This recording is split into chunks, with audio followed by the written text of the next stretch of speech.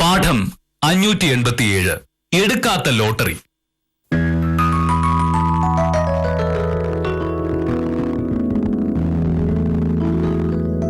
മണി 8:30 എനിക്കിത് നേരത്തെ പോകാനുള്ളത് ഞാൻ പറഞ്ഞല്ലേ.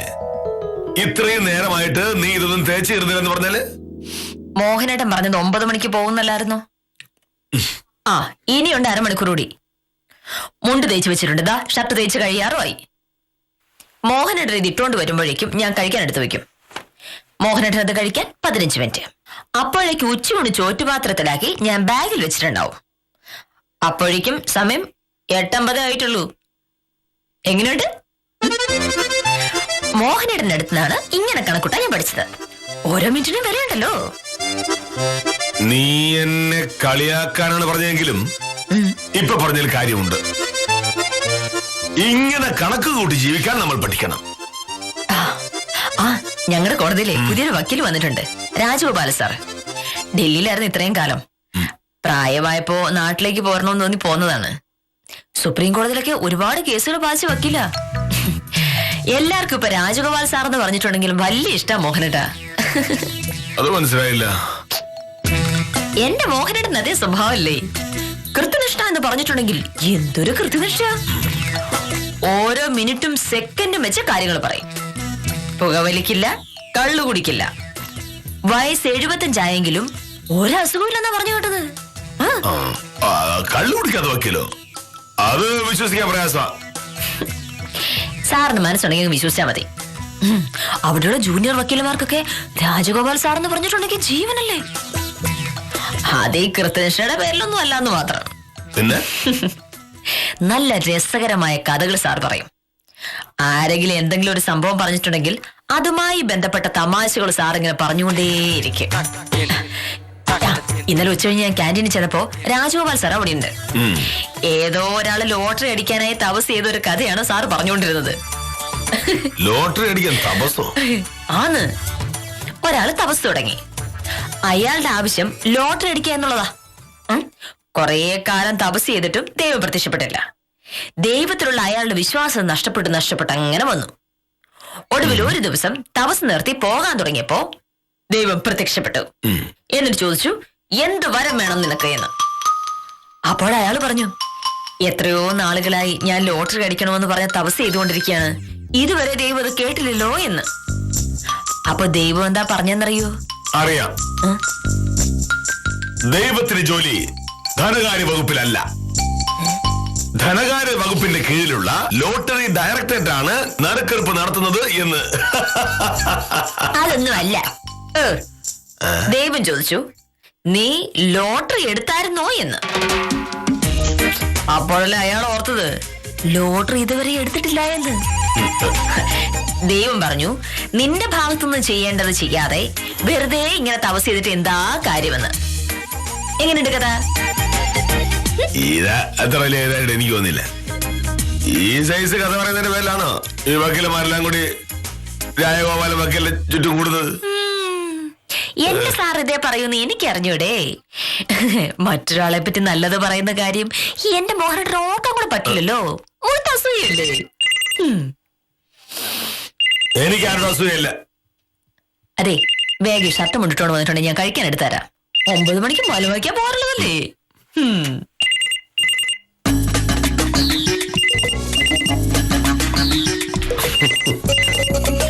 അത് കൊള്ളായിരുന്നു. ലോട്ടറി. ഹലോ, അതെ സത്യഭാമിയാണ്. ആ ജയദേവാ, ഞാൻ നിന്നെ വിളിക്കാതിരിക്കായിരുന്നു. നിന്റെ മുനിസിപ്പൽ ഓഫീസിൽ ആവശ്യമൊക്കെ നടന്നു കിട്ടിയോ? ഇല്ലേ? മോഹനോട് പറയാന്നറിയാലോ പറഞ്ഞത്. അതെയോ? എന്നിട്ട് നീ ഇന്നലെ വില്ലേജ് ഓഫീസിൽ പോയോ? അത് ശരി. എന്നിട്ട്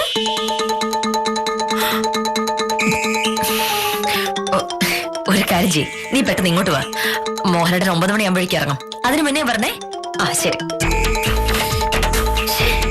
എന്തൊരു ദുഷ്ടനെ ഈ മനുഷ്യൻ നോക്കി വച്ചിട്ടുണ്ട് ഞാൻ. മോഹനേട്ടാ, ഞാൻ മോഹനേട്ടനോട് ഒരു കാര്യം പറഞ്ഞിട്ട് മോഹനേട്ടൻ അതിന് പുല്ല് വില പോലും കൽപ്പിച്ചില്ലല്ലേ? ഏത് കാര്യം? ഓ, രാജഗോപാലൻ വക്കീൽ പറഞ്ഞ ഒരു ശരാശരി തമാശ കേട്ടിട്ട് ഞാൻ ഉറക്കെ ഹാ ഹാ ഹാ ഹാ എന്ന് ചിരിക്കാൻ തന്നെയാണോ? അത്രമാത്രം ചിരിക്കാനുള്ള തമാശയൊന്നും അതിനകത്തില്ലായിരുന്നു. ഞാൻ പറഞ്ഞത് രാജഗോപാൽ സാറിന്റെ കാര്യമല്ല, ജയദേവന്റെ കാര്യമാ. ജയദേവനോ? ഏത് ജയദേവൻ? ഓ, അപ്പൊ ജയദേവൻ അങ്ങ് മറന്നുപോയല്ലേ? വിദ്യാലക്ഷ്മിയുടെ അനിയൻ ജയദേവന്റെ ഒരു കാര്യം ഞാൻ മോഹനേട്ടനോട് പറഞ്ഞിരുന്നു. ഓ, ആ ജയദേവൻ. അതിനെന്താ പ്രശ്നം? അവൻ എന്തിനു വിലയാപിച്ച് വന്നിരുന്നോ? വന്നു കാണും. വന്ന് കാണുന്നല്ല, വന്നു. അപ്പൊ മോഹനേട്ടൻ അവരോട് എന്താ പറഞ്ഞത്? ആ, അവനെ കണ്ടപ്പോ തന്നെ സുഖമല്ലേ എന്ന് ചോദിച്ചു. സുഖവിവരം പറയാനല്ലല്ലോ ജയദേവൻ വന്നത്. എങ്കിലും പരിചയമുള്ള ഒരാളെ കാണുമ്പോ സുഖമല്ലേ എന്ന് ചോദിക്കുന്നത് നാട്ടുമര്യാദയാണല്ലോ.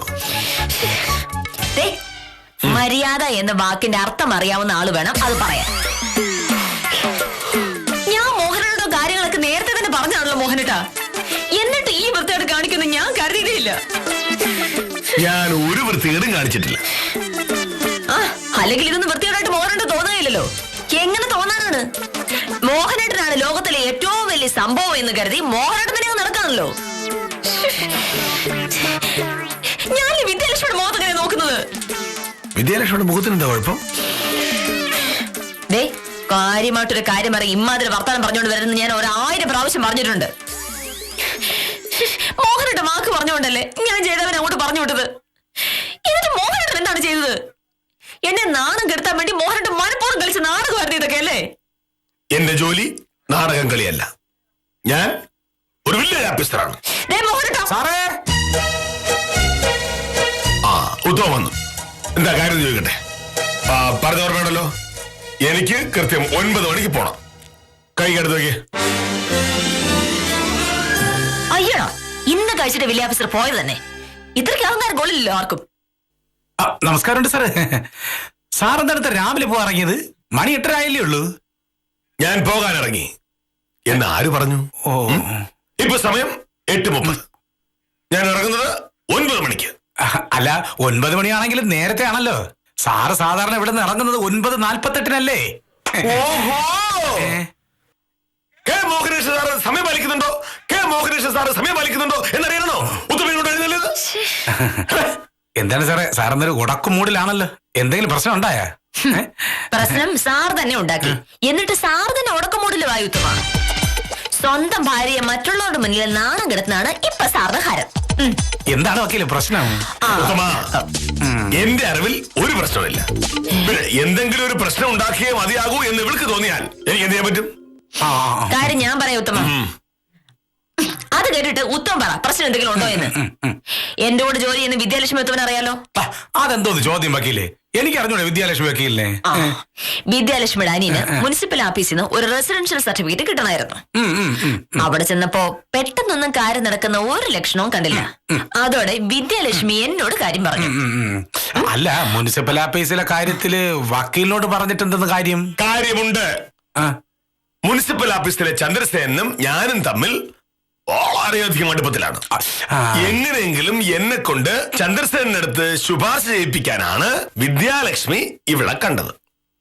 അതെ, കേട്ടപ്പോ തന്നെ ഞാൻ പറഞ്ഞതാണ്, എന്റെ പൊന്നു വിദ്യയെ മോഹനേട്ടൻ ഈ ലോകത്ത് മനുഷ്യർക്ക് ഉപകാരമുള്ള ഒരു കാര്യവും ചെയ്യാറില്ല, അതുകൊണ്ട് നീ വേറെ ആളെ നോക്കുകയെന്ന്. പക്ഷെ എങ്ങനെയെങ്കിലും കാര്യം സാധിച്ചേ പറ്റുമെന്ന് പറഞ്ഞ് വിദ്യ തീർത്തും പറഞ്ഞപ്പോ ഞാനങ്ങ് സമ്മതിച്ചു പോയി. എന്തൊക്കെ പറഞ്ഞാലും മോഹനേട്ടൻ എന്റെ ഭർത്താവായി പോയല്ലോ. ഒന്ന് പറഞ്ഞു നോക്കുന്നോട് തെറ്റില്ലാന്ന് തോന്നി. ന്യായമായ ആവശ്യമാണെങ്കിൽ പറഞ്ഞു നോക്കുന്നതിൽ ഒരു തെറ്റുമില്ല. ഈ ആവശ്യം ന്യായമായിരുന്നല്ലോ മോഹനേട്ടാ. റെസിഡൻഷ്യൽ സർട്ടിഫിക്കറ്റ് കിട്ടാൻ ആവശ്യമായ സകല രേഖകളും ജയദേവന്റെ കയ്യിലുണ്ടായിരുന്നില്ലേ? അതുകൊണ്ട് തന്നെ ഞാൻ ഭാമയോട് പറഞ്ഞു, ചന്ദ്രസേനോട് ഞാൻ പറയാമെന്ന്. ശരിയല്ലേ? ആ, അത് ശരിയാ. ഞാനൊരാവശ്യം പറഞ്ഞിട്ട് തർക്കിക്കുകയും സിദ്ധാന്തം പറയുകയും ഒന്നും ചെയ്യാതെ മോഹനേട്ടൻ ഒരു കാര്യം ഏറ്റത് ആദ്യമായിട്ടായിരുന്നു. എനിക്ക് അത് ഭയങ്കര സന്തോഷമായി. വിദ്യാലക്ഷ്മി വിളിച്ച് വലിയ അഭിമാനത്തോടെ ഞാൻ കാര്യം പറയുകയും ചെയ്തു. ഇനി ഒന്നും പേടിക്കാനില്ല, മോഹനേട്ടൻ ചന്ദ്രസേന സാറിനോട് സംസാരിച്ചു കൊള്ളും എന്ന് ഞാൻ ജയദേവന്റെ അടുത്തും പറഞ്ഞു. അല്ല, എന്നിട്ട് സാർ ശുപാർശ ചെയ്തില്ലേ? എവിടുന്ന്? സാറ് ശുപാർശ ചെയ്തില്ല എന്നുള്ളത് പോട്ടെ, ഇന്നലെ കാര്യം അന്വേഷിക്കാൻ വില്ലേജ് ഓഫീസിൽ ചെന്ന ജയദേവനെ ചീത്ത വിളിക്കുകയും ചെയ്തു കളഞ്ഞു. ചീത്ത വിളിച്ചാ? ചീത്ത വിളിച്ചതല്ല, കാര്യം പറഞ്ഞു, അത്രയേ ഉള്ളൂ. അയ്യടാ, എന്തായിരുന്നു ആ കാര്യം പറച്ചില്? മോഹനോട് തന്നെ പറ, ഞാനൊന്ന് കേക്കട്ടെ. ഇന്നലെ ജയദേവൻ ഓഫീസിൽ വന്നിരുന്നു. സർ, എന്റെ റെസിഡൻഷ്യൽ സർട്ടിഫിക്കറ്റ് ഇതുവരെ കിട്ടിയില്ല. 2-3 ദിവസത്തിനകത്ത് ശരിയാക്കി തരാമെന്ന് സാറ് പറഞ്ഞതല്ലേ? ശിശുപാല, ഈ നിൽക്കുന്ന ജയദേവൻ എനിക്ക് വളരെ വേണ്ടപ്പെട്ട ഒരാളാണ്. ഇദ്ദേഹത്തിന് വളരെ അത്യാവശ്യമായിട്ട് ഒരു റെസിഡൻഷ്യൽ സർട്ടിഫിക്കറ്റ് വേണം. അതങ്ങ് കൊടുത്തേക്ക്. അല്ല സാർ, റെസിഡൻഷ്യൽ സർട്ടിഫിക്കറ്റ് നമ്മൾ എങ്ങനെ കൊടുക്കാൻ? അത് പഞ്ചായത്തല്ലേ സാർ കൊടുക്കേണ്ടത്? അതാണ് കാര്യം. ജയദേവ, ഈ സർക്കാർ കാര്യങ്ങൾക്ക് ചില വ്യവസ്ഥകളുണ്ട്. ഓരോ സർട്ടിഫിക്കറ്റുകൾ തരേണ്ടത് അതുമായി ബന്ധപ്പെട്ട ഓഫീസുകളിൽ നിന്നാണ്. അല്ലാതെ നിങ്ങൾക്ക് ആവശ്യമുള്ള സർട്ടിഫിക്കറ്റ് നിങ്ങൾക്ക് ഇഷ്ടമുള്ള ഓഫീസിൽ പോയി ചോദിച്ചാൽ കിട്ടില്ല. അതല്ല സാർ, റെസിഡൻഷ്യൽ സർട്ടിഫിക്കറ്റ് ശരിയാക്കി തരാമെന്ന് സാറ് പറഞ്ഞിരുന്നു. ഞാൻ പറഞ്ഞിട്ടേ ഇല്ല. നമ്മുടെ നാട്ടിലെ നിയമം അനുസരിച്ച് റെസിഡൻഷ്യൽ സർട്ടിഫിക്കറ്റ് തരേണ്ടത് ബന്ധപ്പെട്ട തദ്ദേശ സ്വയംഭരണ സ്ഥാപനമാണ്. ജയദേവൻ താമസിക്കുന്ന സ്ഥലം മുനിസിപ്പൽ പ്രദേശമായതുകൊണ്ട് ജയദേവന് ആ സർട്ടിഫിക്കറ്റ് കിട്ടണമെങ്കിൽ മുനിസിപ്പൽ ഓഫീസിൽ ചെല്ലണം. പക്ഷേ സാർ, ഒന്നും പറയണ്ട. കരമടയ്ക്കുന്നത് വില്ലേജ് ഓഫീസിലാണ്. അതിനു പകരം പോലീസ് സ്റ്റേഷനിൽ പോയി കരമടയ്ക്കാൻ നോക്കിയാൽ അവർ കരം വാങ്ങില്ലെന്ന് മാത്രമല്ല, ചിലപ്പോ ജയദേവൻ ചോദിക്കാതെ പലതും തന്നെന്നിരിക്കും.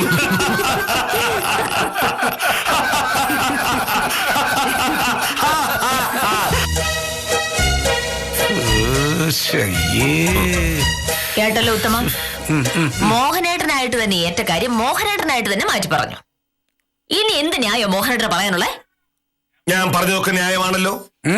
എന്ത് ന്യായെന്ന്? ജയദേവന്റെ രേഖകളിൽ എന്തെങ്കിലും പ്രശ്നം ഉണ്ടായിരുന്നോ? ഇല്ല. ആ, നിയമപരമായി ചെയ്യാൻ പാടില്ലാത്ത ഒന്നും ചെയ്യേണ്ട അവസ്ഥയും ഇല്ലായിരുന്നല്ലോ. ഇല്ല.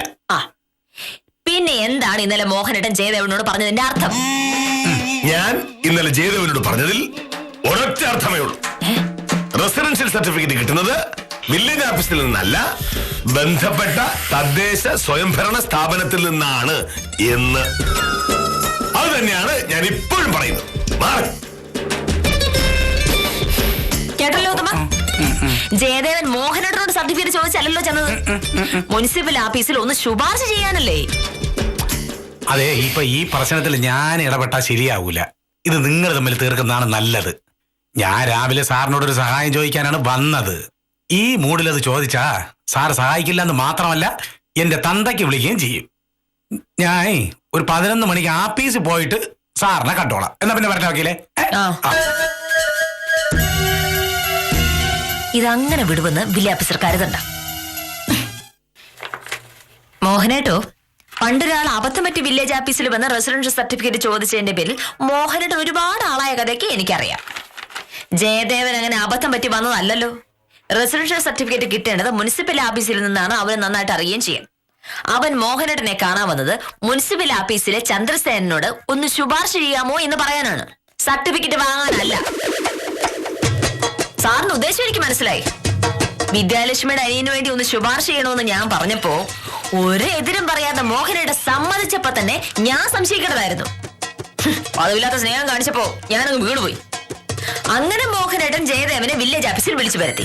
എന്നിട്ട് അവിടെയുള്ളവരുടെ മുന്നിൽ വെച്ച് റെസിഡൻഷ്യൽ സർട്ടിഫിക്കറ്റ് തരേണ്ടത് മുനിസിപ്പൽ ഓഫീസിൽ നിന്നാണ് എന്ന് ജയദേവൻ അറിയില്ല എന്ന് വരുത്തി തീർത്തു. കൊള്ളാം മോഹനേട്ടാ. ഞാനൊന്നും വരുത്തി തീർത്തിട്ടില്ല. പറഞ്ഞത് മുഴുവൻ സത്യവുമാണ്. റെസിഡൻഷ്യൽ സർട്ടിഫിക്കറ്റ് കിട്ടേണ്ടത് മുനിസിപ്പൽ ഓഫീസിൽ നിന്നാണ്. മതി മോഹനേട്ടാ, ആരെ കളിയാക്കുന്ന ഈ വിദ്യ ഇവിടെ നിർത്തിക്കൂ. മോഹനേട്ടൻ മാത്രമേ വിവരമുള്ളൂ എന്ന് കാണിക്കാനാണല്ലോ ഈ തറവേല ഇവിടെ കാണിച്ചത്. ജയദേവൻ വില്ലേജ് ഓഫീസിൽ വെച്ച് നാണം കിട്ടും. വിദ്യാലക്ഷ്മിയുടെ മുന്നിൽ എന്റെ മാനവും പോയി.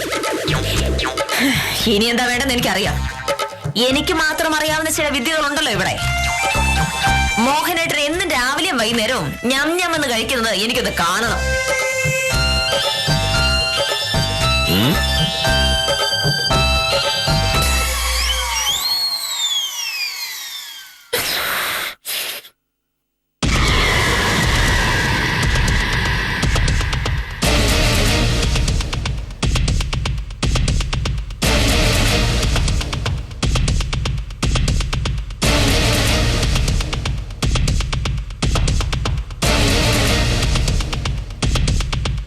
ഇപ്പൊ നീ കാണിക്കുന്നത് അനാവശ്യമായ വാശിയാണ്.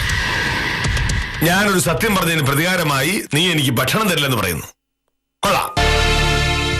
മോഹനേട്ടൻ സത്യം പറയുകയല്ല ചെയ്തത്, എന്നെ മറ്റുള്ളവരുടെ മുന്നിൽ മാനം കെടുത്തുകയാണ്. ഞാൻ ആരെയും മാനം കെടുത്തിട്ടില്ല. ഇപ്പൊ മോഹനേട്ടൻ അത് പറയും. വിശക്കുമ്പോൾ വലുതും കഴിക്കണമെങ്കിൽ ഞാൻ വെച്ചുണ്ടാക്കി തരണമല്ലോ. മോഹനേട്ടൻ വിചാരിച്ചത് നാരങ്ങ വെള്ളം പോലും ഉണ്ടാക്കാൻ അറിഞ്ഞൂടല്ലോ. നീ കഴിക്കാനൊന്നും തരില്ലെന്ന് പറഞ്ഞാൽ ഞാനങ്ങ് പേടിച്ചോ നീ കരുതിയോ? ഒരിക്കലുമില്ല ഭാമേ. എന്റെ ഭാഗത്ത് ന്യായമുള്ളത് കൊണ്ട് എനിക്ക് നിന്നെ പേടിക്കേണ്ട കാര്യമില്ല. ഓ, നീ കഴിക്കാനുണ്ടാക്കിയില്ലെങ്കിൽ ഞാൻ കൃഷ്ണൻകുട്ടിയുടെ ചായക്കടയിൽ പോയി കഴിക്കും. എത്ര ദിവസം കഴിക്കും? മനുഷ്യന് ജീവിക്കാൻ ഭക്ഷണം ആവശ്യമാണല്ലോ. നീ എന്തെങ്കിലും ഉണ്ടാക്കുന്നത് വരെ കൃഷ്ണൻകുട്ടിയുടെ ചായക്കടയിൽ തന്നെ കഴിക്കും. എങ്കിൽ പിന്നെ അങ്ങനെ നടക്കട്ടെ.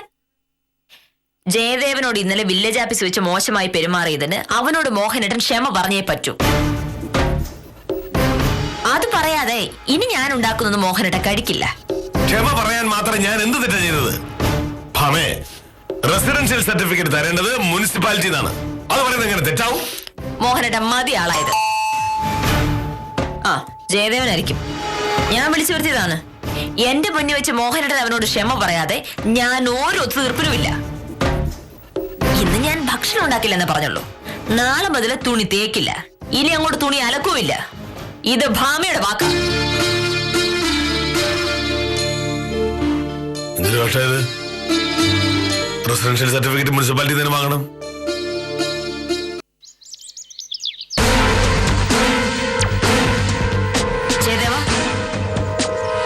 നമസ്കാരം ചേച്ചി. ചേച്ചി പെട്ടെന്ന് വരണമെന്ന് പറഞ്ഞുകൊണ്ട് ഓട്ടോ വിളിച്ചാ വന്നത്.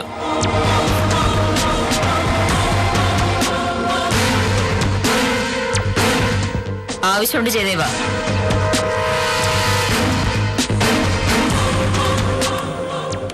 എനിക്ക് ജയദേവനോട് ഒന്ന് രണ്ട് ചോദ്യങ്ങൾ ചോദിക്കാനുണ്ട്. അതിന് സത്യസന്ധമായ ഉത്തരം തരണം. എന്താ ചേച്ചി?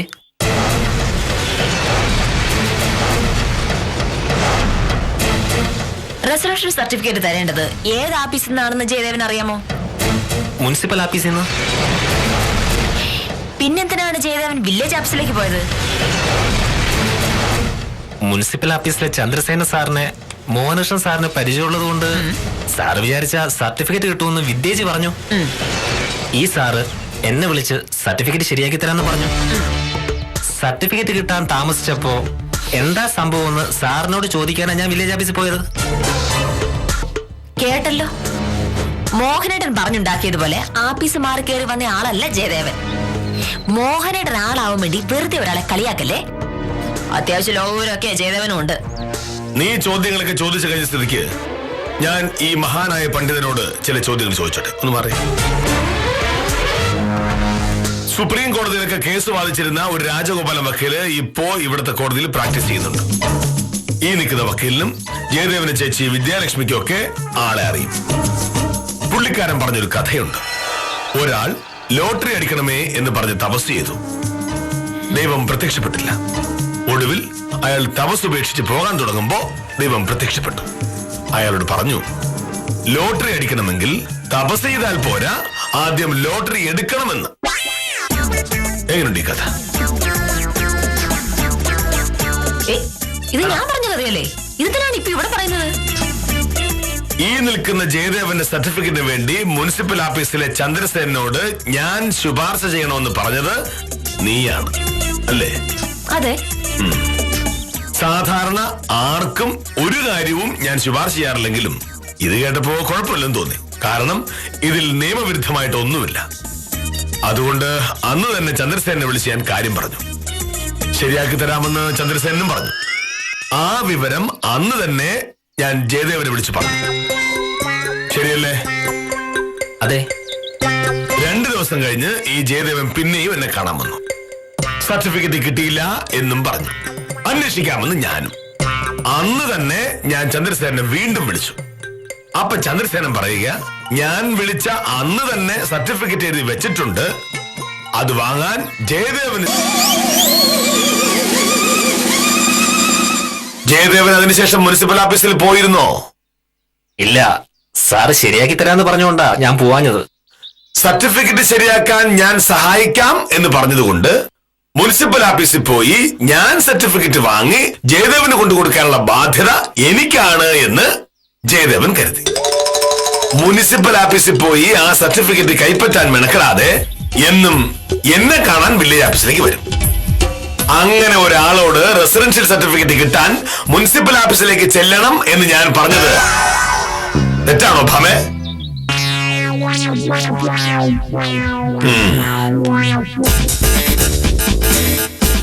അല്ല, സർട്ടിഫിക്കറ്റ് എഴുതി വെച്ച കാര്യം സാറ് പറഞ്ഞില്ല.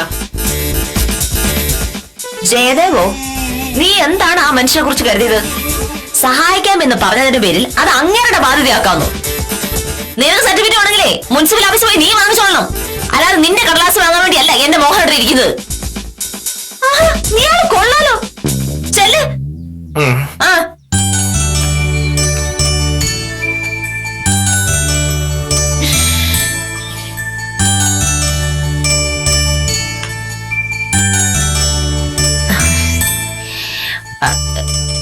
സോറി. അല്ല, അവൻ മുനിസിപ്പൽ ഓഫീസിൽ അന്വേഷിക്കാതെ മോഹനേട്ടനെ കാണാമെന്ന് എനിക്ക് അറിഞ്ഞുകൂടായിരുന്നല്ലോ. ഞാൻ പറഞ്ഞതൊക്കെ സത്യമാണ് എന്ന് നിനക്ക് ഇപ്പൊ മനസ്സിലായോ? സർട്ടിഫിക്കറ്റ് എഴുതി വെച്ചിട്ട് ദിവസം 4 ആയിട്ടും അത് വാങ്ങാൻ മുനിസിപ്പൽ ഓഫീസിൽ പോകാതെ എന്നെ കാണാൻ വില്ലേജ് ഓഫീസിലേക്ക് വന്നുകൊണ്ടിരിക്കുന്നവനോട് ഞാൻ വേറെ എന്തു പറയണമായിരുന്നു? അവനോടൊന്നും പറയായിരുന്നല്ലോ മോഹനേട്ട വേണ്ടത്. കാരണം ഒരു നോക്കി ഒന്ന് കൊടുക്കായിരുന്നു വേണ്ടത്. അത് ഞാൻ ആലോചിച്ചതാ. പക്ഷേ ഞാനൊരു ഗാന്ധിയനാണല്ലോ, ആരെയും തല്ലുന്നത് ശരിയല്ലല്ലോ. അതെന്തായാലും ശരിയാ മോഹനേട്ട. അയ്യോ, മണി 9 കബളിച്ചിട്ട് ഓഫീസിൽ പോണ്ടേ? നീ എനിക്കൊന്നും തരില്ലെന്ന് പറഞ്ഞായിരുന്നു. നാളെ മുതൽ ഷർട്ട് കൊണ്ടും അലക്കില്ല, തേക്കില്ല എന്നും പറഞ്ഞായിരുന്നു. ഞാനങ്ങനെ പറഞ്ഞായിരുന്നു? പറഞ്ഞു. ഞാൻ അങ്ങനെ എന്തെല്ലാം പറയാറുള്ളതാണ്. പക്ഷെ എന്റെ വലിയ ഓഫീസറെ ഞാൻ പട്ടിണിക്കിടുവോ? അതൊക്കെ ഞാൻ ചുമ്മാ പറയുന്നതല്ലേ.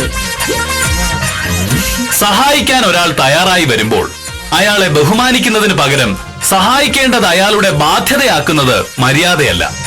വിദ്യാലക്ഷ്മിയുടെ അനുജനോട് മോഹനകൃഷ്ണൻ പെരുമാറിയതിൽ ഒരു തെറ്റുമില്ല എന്ന് കണ്ടെത്തി ഇന്നത്തേക്ക് വിടാം. കാര്യം നിസ്സാരം തുടരുന്നു.